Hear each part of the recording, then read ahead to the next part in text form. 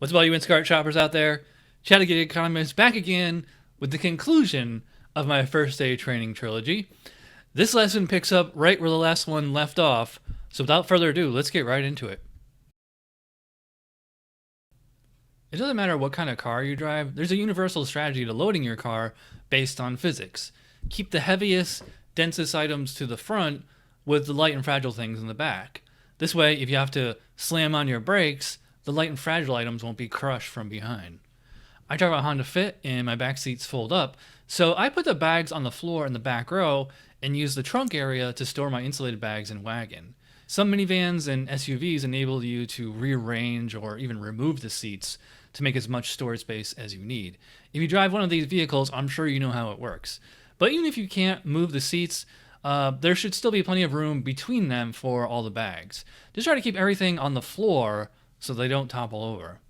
If you drive a regular car, you'll probably be using the trunk to store your bags. If you keep all the cold food stuff together within an insulated bags, it should be fine. If you're really worried about it, keep all the cold stuff on the floor in the back seat and save the trunk for everything else. Once you've got your car packed and you're in the driver's seat, go back to the shopper app, swipe right to start the delivery, and you'll see a page with the customer's address in the top left corner and any delivery notes right underneath it. You'll usually see gate codes in this section or instructions telling you the doorbell is broke and to knock, or to not knock because they got a kid sleeping, or to just leave the groceries at the door. In the top right corner, you'll see a white navigate button. Tap this and your GPS app will launch. Once you do, the customer will be able to follow your location on their Instacart app. If you need to stop for any reason, message the customer to let them know. Otherwise, they'll be confused and possibly annoyed if they see you sitting somewhere for a long time or if you go way off route. I recommend waiting until after you make the delivery to gas up or get food or take a bathroom break, unless it's an emergency, of course. The vast majority of customers will be at regular houses in the suburbs or at apartment complexes. You will also make deliveries to hotels, trailer parks, businesses, high-rises, retirement homes, hospitals, police and fire stations, military bases, and even the occasional mansion. It would take me forever to go over all of those scenarios, so let's just talk about houses and apartments for now.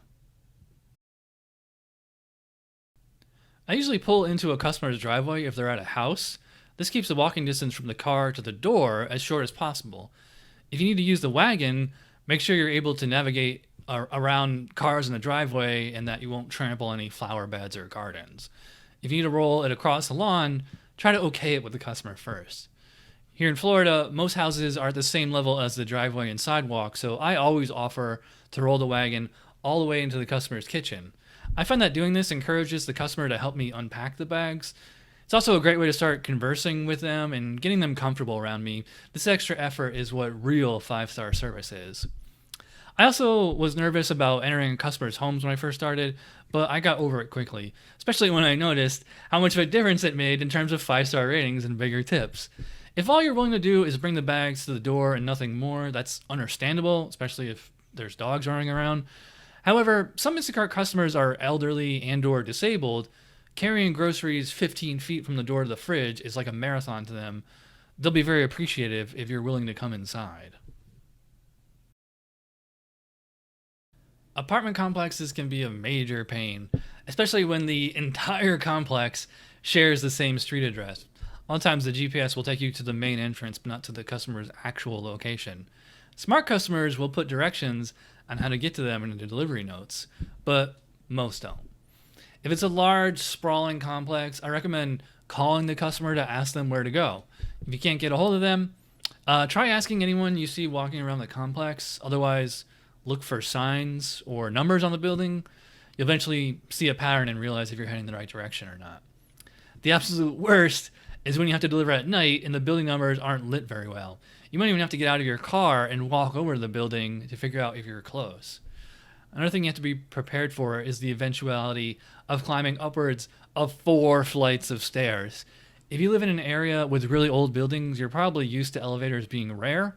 However, even brand new buildings with less than 5 floors aren't required to have elevators. I've had to haul multiple cases of water up multiple flights of stairs many times. Usually I don't mind because I'm in good shape and I consider it a bonus workout. But if I just ate or if it's the last delivery of the night and I'm exhausted, it can be a major pain. If you're petite, frail, obese, handicapped, or injured, you could ask the customer to help you carry the heavy stuff. Just bear in mind, the reason they might need their groceries delivered is because they're handicapped or injured and might be worse off than you are. If you act like a petulant child and refuse to carry items to the customer's door, you could get deactivated for that. At the very least, expect to be 1-starred and have your tip revoked. So whenever you see a batch with heavy order pay included in the offer, you might want to skip it if you're not going to be able to handle it. But if the money is too good to turn down, you're just going to have to suck it up and do some heavy lifting. If the customer bought alcohol, you have to scan their license no matter their age. Customers have to enter their birthday and read a little disclaimer when they purchase alcohol through Instacart, so this shouldn't come as a surprise to them. Whenever I make an alcohol delivery, I usually scan their ID before I hand them any bags. To do this, just go to the main delivery screen and you'll see a button at the bottom that says Verify Alcohol Info. Tap that and it'll bring you to another screen giving you the option of scanning the barcode on their ID or entering their information manually. Getting the shopper app to scan the ID can be tricky. Try holding the ID at an angle rather than straight on. If it still doesn't scan, just enter the information manually. In either case, the app will require the customer to sign your phone with their finger. They can scribble anything for all I care. As long as the person receiving the alcohol is clearly of age, you should be fine. Once in a while, you may have to refund something at the door that you bought as a substitute. This usually happens when the customer has notifications turned off or they place the order on the website. In either case, they have no idea anything was replaced until you make the delivery, and they're just not a fan of what you got. They might also want a refund if something was damaged while in your car, or they might have changed their mind about an item and not want it anymore. Just make sure they understand that if you refund an item, you have to take it back. They don't get it for free. Whatever the case may be, it's pretty easy to refund the customer for the item in question. As long as you haven't swiped delivery complete, all you have to do is tap the eye in a circle icon in the top right corner, then scroll down to where it says Show Items, tap that, and you'll see a list of all the items in the order. Tap the item that they want refunded, and that should be one of the actions available. I recommend having the customer watch you do this so they know for sure they were refunded, and it puts them at ease. It doesn't happen often, but once in a while the customer won't be home when you arrive. There are a few reasons this happens. The customer scheduled their delivery days or weeks in advance and completely forgot about it. The customer moved and forgot to update Instacart with their new address. The customer bought that order as a gift for someone else entirely, and that person isn't home. You think you could just leave the bags at the door and let the customer deal with it, but don't do that unless they clearly stated it's okay, either in their delivery notes or in any of their text messages. Even if you talk to them on the phone and they say it's okay to leave their stuff, tell them they have to put that in writing so there's a record of it. Whenever you leave stuff at the door, always take a picture of the bags and send the picture to the customer with a message like, per your instructions, I have left your items at the door. Try to include your insulated bags in the picture so they know you use them. Never assume the customer will be okay with having their bags left at the door because this creates a huge liability problem. Unattended bags is a sign that no one is home and attracts burglars. Or someone might just steal the groceries. In either case, you could easily get deactivated and maybe even sued. There will also be times when the customer is home but aren't answering the door because the doorbell is broken unbeknownst to them or you, or they're sleeping, or they're in the backyard, or they just can't hear the doorbell or the knock for whatever reason. The worst is probably when the customer is in a gated community and they didn't leave any instructions on what to do at the gate. If you want to tailgate someone in just to make the delivery, that's up to you, but I do not recommend doing this because you could damage your car if the gate closes on you, plus you might run into trouble with the law. And sometimes it's not even the customer's fault. Occasionally, Instacart miscalculates how long it will take to make the delivery, and you end up arriving before their scheduled delivery window. If any of these scenarios occur, you'll have to start the no-show process. You can't just hightail it out of there. To do this, go to the main delivery screen. You'll see a menu item that says customer is not available. Tap this, and it will take you to another page where you'll have to go through a tedious checklist so Instacart can verify you're where you should be and when you should be there. Eventually, you'll get to a point where the app says it is letting the customer know that you're waiting for them. You also see a 1-minute countdown timer.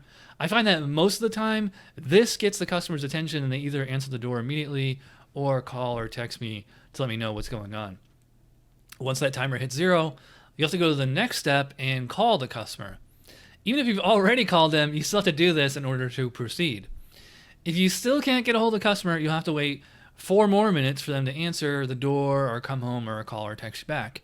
After those 4 minutes are up, you'll move on to the final step, contacting Shopper Happiness. Tell the SH rep that your customer is a no-show and they'll take it from there. Most of the time, SH gets a hold of the customer and will tell you what to do. But once in a blue moon, not even SH can get a hold of the customer and they'll give you the okay to leave.